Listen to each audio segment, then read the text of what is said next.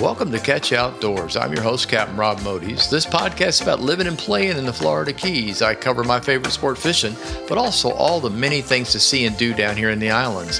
Thank you so much for tuning in, and now it's time to kick back and relax with me in the Keys.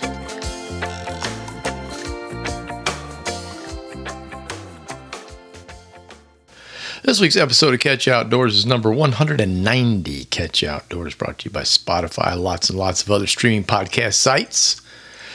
This week's title, Florida Bay Fishing and Exploring. Howdy. Recording this on Wednesday afternoon. Yes, I and we finally made it back out on the water. Not once, not twice, but 3 trips this past week. More about that in just a few. Florida Keys weather, hot. And beautiful, actually, for the past week. And it looks like more of the same for the coming holiday weekend. Chance of showers is increasing just a bit at 20% each day starting on Thursday. But we seem to be escaping the bulk of the rain predicted farther up on the Florida Peninsula. New moon's happening on the 26th, so that ought to increase the speed of the tides for several days. And speaking of tides, for the long weekend of Memorial Day, these are for Islamorada, near shore on both the bay side and the ocean. Saturday through Monday, tides will be high in the AM and going to low about noon or so, and then back up to high at sunset. Lots of moving water. Also noticed a pretty serious negative tide on Monday afternoon. It's kind of weird, tide locations. I'm giving you Islamorada. By the time you get all the way up to the top of Florida Bay and you get anywhere near Flamingo, the tides will be just about opposite. So keep that in mind. If it says it's low tide here at our docks in this area, it's probably almost high up there. And it's only like 28 miles, I think, as the bird flies. I know it's weird, but trust me, it's backwards. Let's see. Predicting tides in Islamorada and Florida Bay is a hell of a lot easier than up in Key Largo. I have to tell you that. And they also have much better movement. The water in here floods in, floods out. It's amazing. Anywhere you go, anywhere above the islands up in Florida Bay, out to the Gulf, of course, and the passes, it just seems there's just so much more water ripping through. And that's because we have more passes for the water to pass through than you have in Key Largo. And I often complained about that. So now that's gone away. Let's see, got all my doctor stuff finished up in Fort Myers last week. I mentioned that was one of the reasons I wasn't going fishing. All's good. I'm still kicking. Always fun to be poked and prodded instead of being on the water, right? Sure. Happy to report that my song Adios, Mr. Hemingway, getting lots of plays. Thank you, folks. Those of you that listen, and of course, those that have just plugged into it and went, hey, that's not a bad song. Yay. And another tune called The Dolphins Song came out on Monday. It's available on just about every download and streaming location. It's a little old love song I wrote back in the 90s for my wife. I think it came out real pretty. I start work on the last 2 songs needed to complete the album later next week. So actually, I've already written both. Both are done as far as I'm concerned. Now we just got to get in the studio and do the recording and then put all the fun stuff on it, the drums, bass, and stuff like that. I'm pretty proud of these 2. So we'll talk more about that as we get closer. I was putting the title on this podcast and realized it's number 190. Wow. I started working on the math, and it looks like season 5 will begin on September 25th. That's pretty hard for me to believe, at least for me anyway. Listeners are up. I appreciate that. Listenership is up, and thank you for that. And I'll keep it going until I can't. I'll probably make some changes for season 5. Been thinking about a few things, so stay tuned. Also, all suggestions are welcome. Something else you'd like to hear, something else covered during the podcast, let me know. I've been working on about 30 minutes, sometimes as low as 20, and I can go as high as 45 or so without boring the hell out of anybody. So if there's something else that's missing that you'd like to know more about, let me know. I will go back into subjects here shortly now that we've gotten moved and settled, so I'll start going back into restaurant reviews and where to get your best tackle and that kind of stuff will all come about again, but it's been pretty hairy around here for the last 6 weeks or so. I want to talk a little bit about summer heat and how important it is to prepare for fishing, beach, and pool time. Don't forget to drink plenty of water. That could be the only and best recommendation I'd make. But then there's sunblock and sunglasses and cover-ups and an umbrella on the skiff. When you're sitting on the water and just taking a break, it's nice to be able to totally block the sun. Beach umbrellas work really well on fishing boats, believe it or not, especially if you have no cover-up or T-top. Most backcountry skiffs have rod holders, either in the back or on the side of the console. Just carry the umbrella with you stowed. Fold it up if you have to, if it won't fit in the storage area. If you have room, put it down the side rod holder. You could even do that. Then pop it out, pop it up, put it in a rod holder, secure it with bungee cord so it doesn't get blown around, and ta-da, you got shade.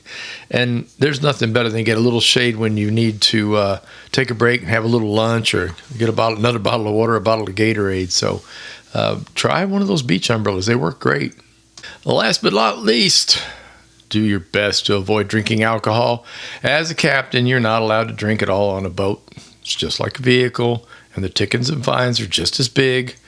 As a passenger, you can go for it. But remember, alcohol dehydrates you, and this time of year, that is a problem. That can lead to heat stroke. Very bad.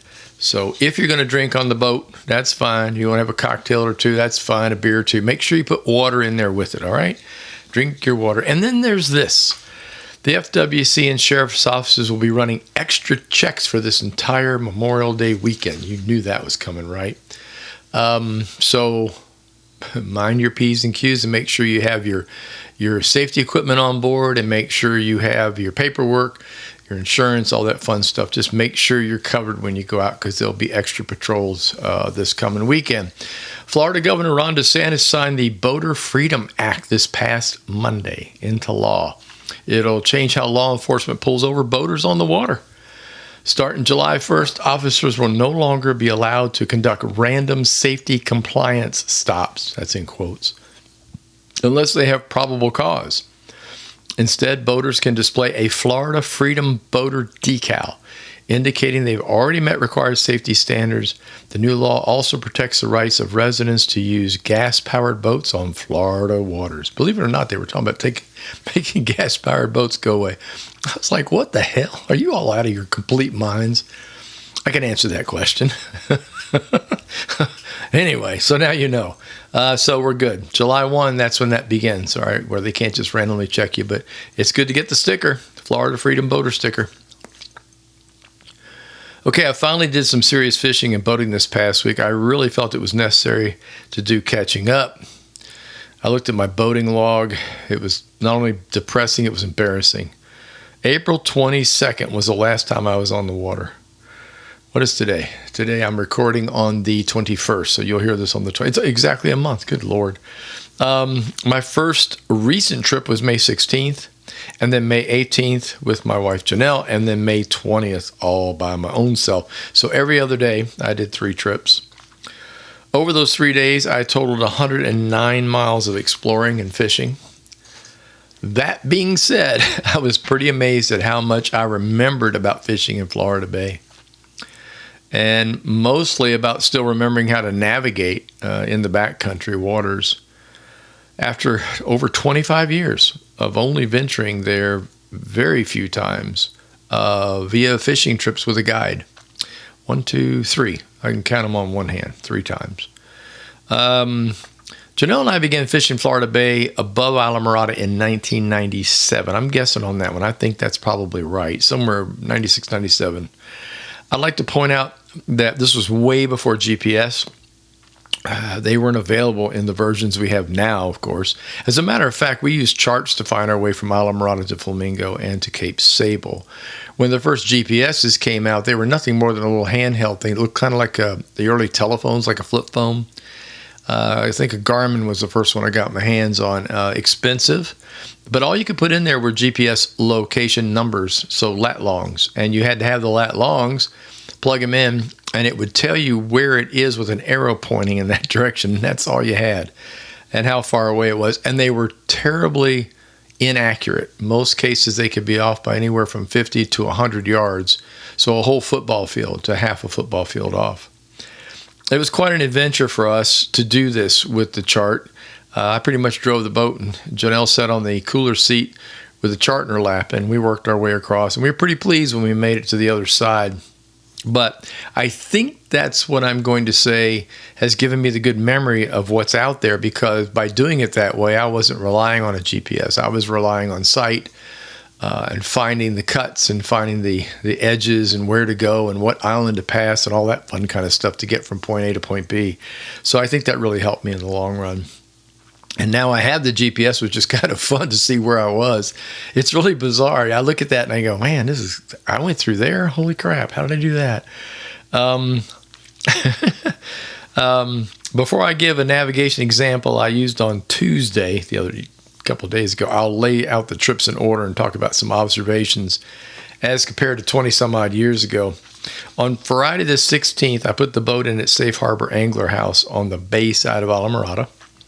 A long time ago, this was the Matacumbe Bay Marina where we kept our skiff and fished just about every other weekend when we lived up in Fort Lauderdale. Yes, this was pre-captain time for me. The marina has not only changed the names now, but it has amenities that we never dreamed of back in the 90s. There's a swimming pool. Cool. 2 ramps instead of 1. Wash down for members and a huge tiki bar. I'm talking huge tiki bar. A side note, there are different levels of membership available. So, you sign up for basics, or you sign up for boat, or you sign up for a whole lot of boat, or whatever, but there's different levels. And these angler house things are all over the place. So this is not unique to Islamorada. First day on the water, how it felt. I put a little note down that says, how did you feel? It felt great. It was bizarre. When I left the dock out of that marina, that's obviously very familiar to me because we came in and out of that a lot. So that was not a big deal. Markers have changed a little bit. I think what really surprised me the most was the enormous amount of no motor zones on what we used to call the football field. It's a great big area out here that carries bonefish and tarpon. Fun place to fish. But the whole area has been cordoned off as a no motor zone. You can go in there with a trolling motor or push pole, but you cannot have a combustion engine in there. And that's true for a lot of the spots we fished, the cuts that we fished. There's a place we called the Snapper Hole. There were a lot of things back in that area that were really, really exciting and really pretty, as a matter of fact. And I guess people abused it, so I'm not surprised because it's on a main track to get underneath the bridge over by Papa Joe's. And, as the population grew and the boaters grew and irresponsible boaters grew, I'll say that, they had to put the foot down and say, can't go through there anymore. You're tearing the grass up. So that's kind of a bummer, but at least I know where it is and I can get through it. I found my way around to Bass Pro, found the back way to the Lorelei. And then after doing that, I made a run up to Panhandle. And that's one of the places that we'd love to fish. Panhandle's an island, I don't know. I'm going to guesstimate 8 miles or so north, I guess, of where the Lorelei is, the bay there. It's just an absolutely beautiful area. I cannot begin to tell you how pretty it is. I'm going to put some pictures up. You'll get to see it. As a matter of fact, I shot a short little movie, about maybe 10 seconds of just going across the water there so you can see how gin clear it was and is. Caught a few fish, got mostly barracuda and a couple little snapper in there. I wasn't, honestly, this was not so much a fishing trip as it was an orientation trip. I just wanted to go out and see if I could find my way around. I'm not kidding. So, but it was a successful day and I had a lot of fun, especially up in that area where I hadn't been in years. On Sunday, the 18th, Jonelle joined me, finally. And I made a special point to take her up to visit Indian Key on the ocean side of Islamorada. It's almost across from Robbie's, where a zillion tourists each year hand feed tarpon at the dock, if you know where that is.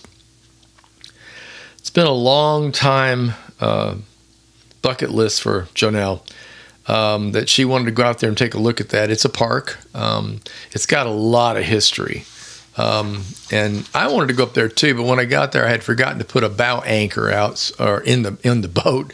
I had my power pole, but I really needed a way to secure the front because it's a little tricky in those waters. And so I said, "Look, you get out, you go look, and I'll just keep the boat and have fun." So she wandered around.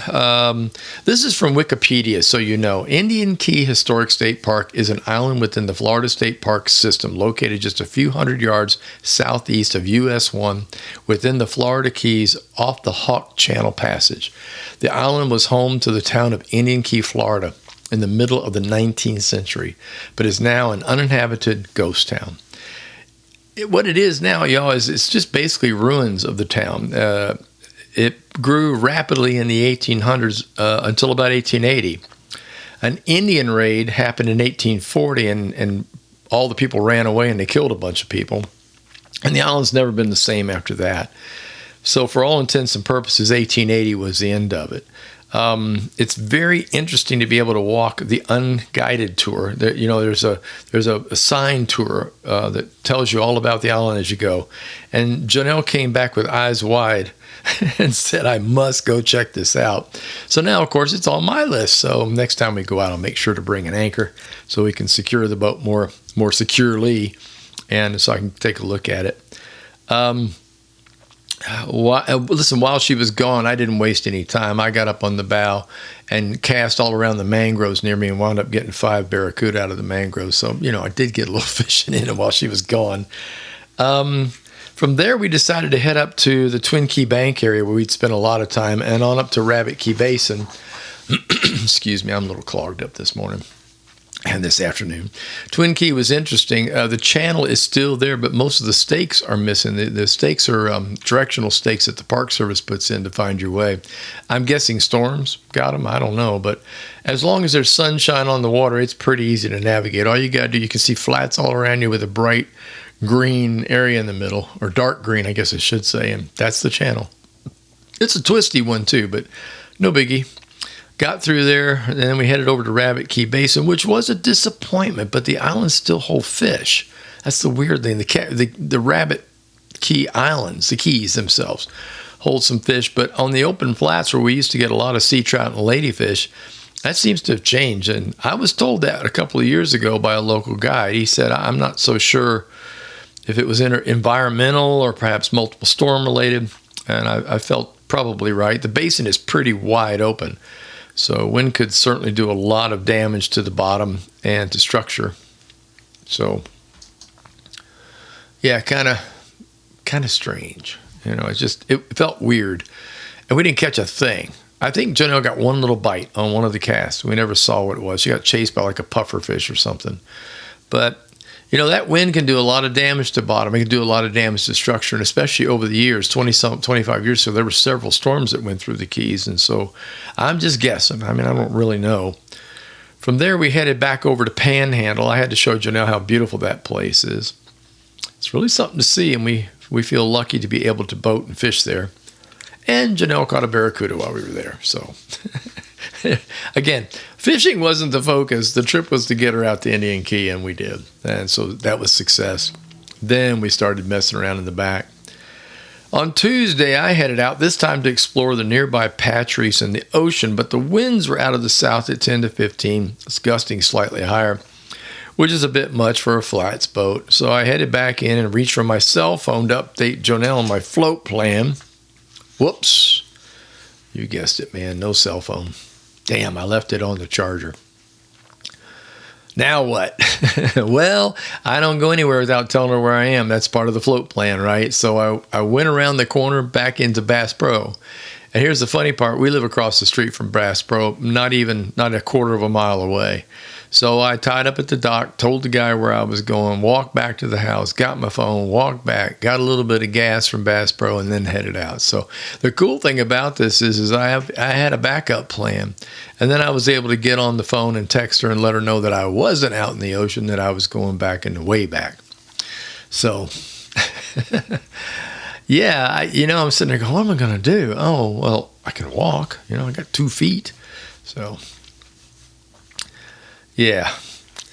Time for a story. Y'all ready for a story? This applies to Tuesday. Many years ago, Jonelle and I were told about a location of a plane that had crash landed in the water on a shallow flat in the way back. Good friends of ours, Alan and Angie, were told about it and where to look for it. So they found it, and now it was let the exploring begin. Alan told me about it. I'm thinking, this is really cool. I'm going to be purposely. I'm going to be purposely vague about this location. When I moved to the Keys, we moved to the Keys up in Key Largo, I actually started thinking about that plane because I thought, where I am in Key Largo on the water, I know I just have to go west roughly 30 miles, and it'll probably be in that general location. I mean, I had a real good idea of where it was because I've been there several times. And, it just made a huge impression on me to see this big twin-engine plane, what was left of a twin-engine plane, on the bottom, and only about maybe 8 feet of water, 7, if that, maybe 6 feet of water. Low tide, maybe a foot or two covered it. But it was in the most unusual area where you would not expect anyone to find this damn thing because there's only one way in, and there's huge sandbars all the way around this area. So there's really no way to get there unless you know how. And it's not marked. You can't find one of those fancy park channels to get in there. It takes time on water kind of knowledge. And so it started weighing on me. I started thinking about it. I thought, I'm out here today. I'm going to go up in that general area where I think it is, and I'm going to start looking around. And so I think what was funny about it is just being able to figure out the direction. I believe I heard a story about this, that it was a drug plane, but I cannot find any additional knowledge about it from anybody. And I'm always careful when I ask because I don't want anybody to know, did you find an airplane? No, I don't want you to know that. But I think what's interesting about it is that a lot of that happened back in the 70s and 80s. These planes would come in and they would purposely belly flop them and water land them in shallow water and then unload on a boat and leave the airplane. That would either be on a beach or in the water, and it's not uncommon. If you look at the Bahamas and go online and just look at drug planes, Bahamas, you'd be stunned at how many twin-engine planes are lying on the bottom in the Bahamas. And that's exactly what happened to them. So the search has always been on my mind, like I said. So at one point while living in Key Largo, I got a chart out and I made some navigational guesses and some marks on the chart with those guesses of the whereabouts of this airplane. And now you got to remember, now I hadn't been in the backwater in that area in 25, maybe closer to 30 years. It's been a long damn time. But I just had this feeling about this one area, and I thought, maybe that's it. Let's just put it that way. And then we moved to Islamorada.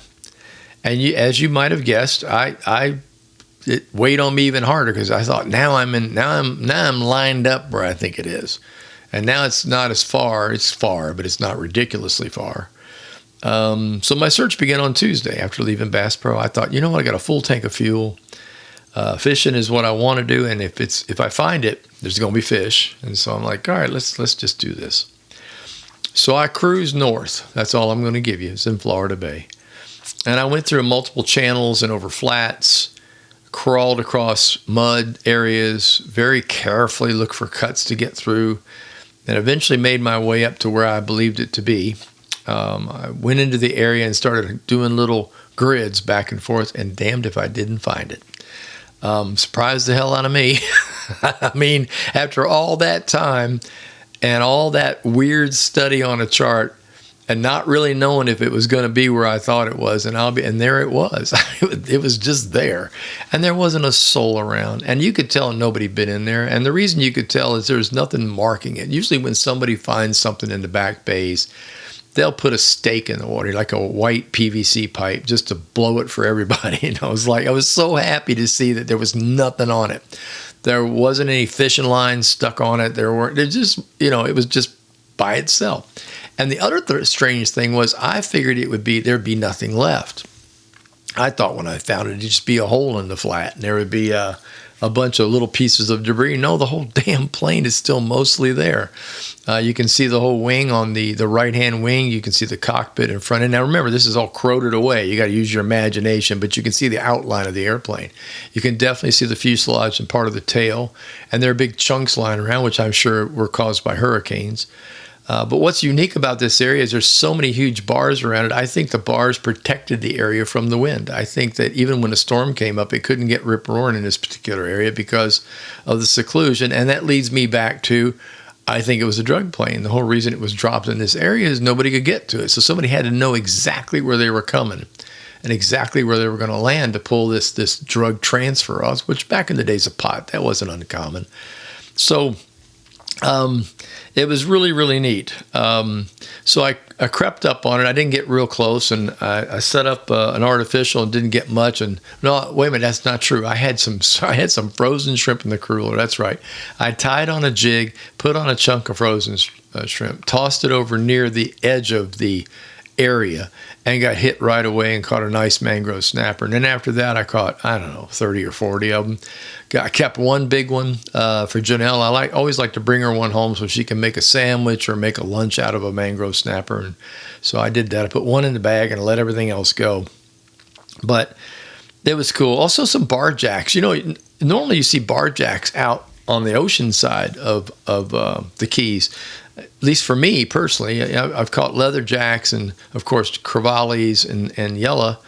But bar jacks are just kind of, for me personally, is unusual. Maybe that's common up in this area of Valor. I don't know. But anyway, I thought that was kind of weird.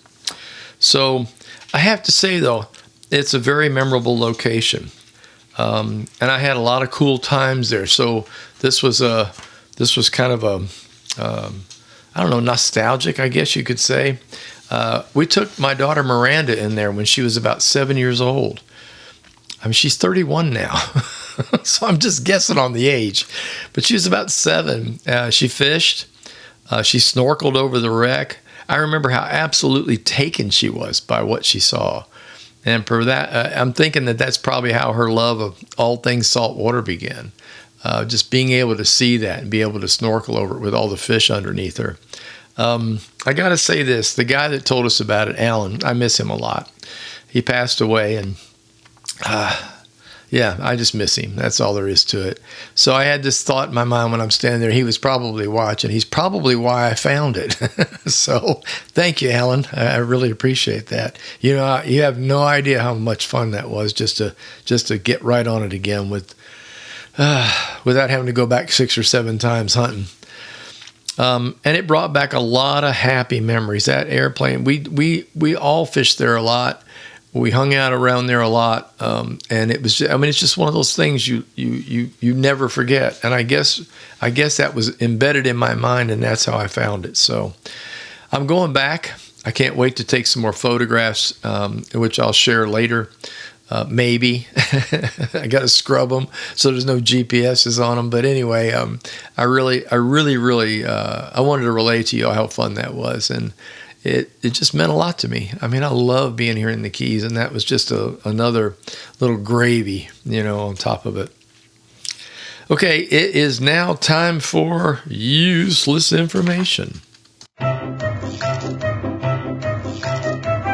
And now, from the original book of useless information. You are a reject! You are useless! You can get a job down here cleaning toilets! Here's your host, Captain Rob Modies. Well, he swears up and down he's useless, but he might be all right eventually, but completely useless.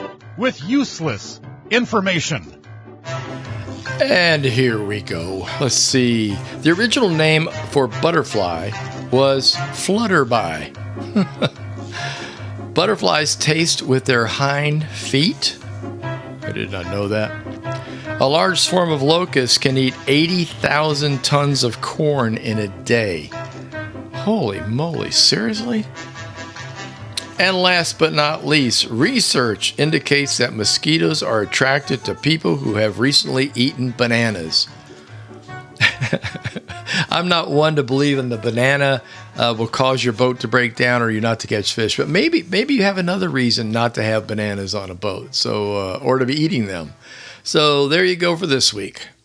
And before I go, here's some final words. Nostalgia attacked me this past week. It's very powerful stuff. My return to the backcountry of Florida Bay on my own provided quite a few moments for me. Thoughts about the amazing fish I've caught there and the crazy sights that I've seen. Calm, beautiful, clear waters and the inevitable dark skies and huge storms have chased me all the way back to the islands, but I still love this place. If you've ever visited Florida Bay via boat, do it again. If you've never visited Florida Bay via boat, you should do it now. It's an amazing place. I sometimes just sit on the boat and look around and thank the good Lord that I'm lucky enough to be out there in a place that very few have seen. Y'all take care, and I'll talk to you later. Thank you for tuning in. If you enjoyed listening, please subscribe to the podcast channel. Tell a friend. Facebook page is Catch You Outdoors. Website's catchyoutdoors.com, where you can find all the previous podcasts and news about my books and my music. Until next time, get outdoors and enjoy.